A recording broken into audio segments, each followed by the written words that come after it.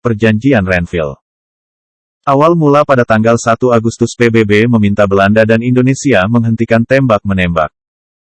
Lalu tanggal 4 Agustus tahun 1947 Belanda akhirnya melakukan gencatan senjata.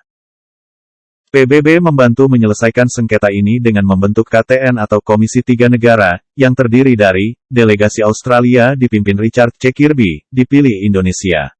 Delegasi Belgia dipimpin Paul van Zielen, dipilih Belanda. Delegasi Amrik dipimpin Dr. Frank Graham, dipilih Australia dan Belgia. Delegasi Indonesia dipimpin Mer Amir Syarifuddin, dan delegasi Belanda dipimpin R. Abdul Qadir Wijojoatmojo.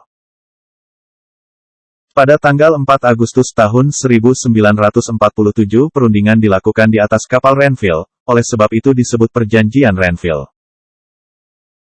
Dengan berbagai pertimbangan, Indonesia akhirnya menyetujui perjanjian ini. Isinya ada 3. Persetujuan tentang gencatan senjata yang antara lain diterimanya garis demarkasi Van Mook. B. Dasar-dasar politik Renville, yang berisi kedua pihak menyelesaikan pertikaian dengan damai. C. 6 pasal tambahan dari KTN yang berisi kedaulatan Indonesia yang berada di tangan Belanda selama masa peralihan sampai penyerahan kedaulatan.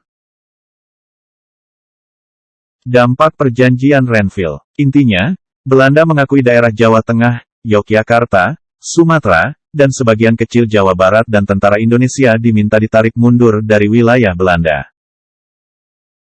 Akibat lain dari Perjanjian Renville adalah jatuhnya Kabinet Amir Syarifuddin karena banyaknya protes dari golongan-golongan masyarakat di Indonesia.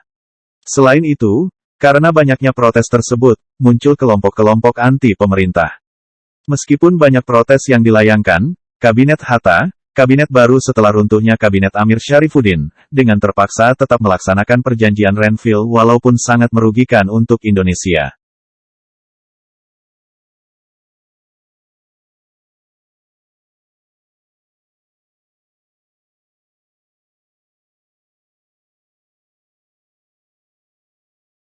Ayo prajurit, kita mundur ke wilayah kita.